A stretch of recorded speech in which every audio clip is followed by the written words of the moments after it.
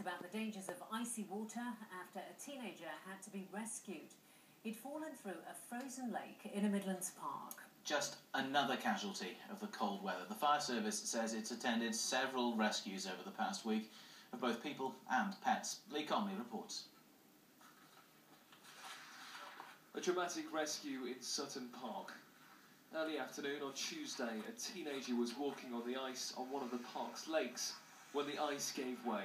They then made their way to the island in the centre and had to be rescued. Practising in the icy conditions today, the water support unit was showing some of the equipment used in their recent rescues. But each situation could have been avoided. These incidents are really avoidable, and there's no need to be playing on or near the ice or water, as well as the dogs. People walking dogs let their dogs go onto the ice, and there's a risk then of them going in after their dogs, and then also having to be deployed to rescue them. Leo, the Siberian Husky, is one of those who've experienced a rescue this week. He was being walked in his local park.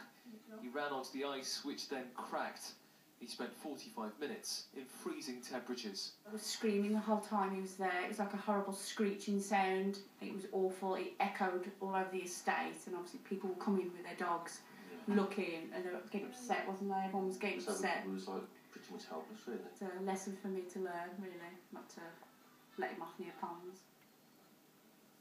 The lake in Sutton Park, where the teenager was rescued, was calm today.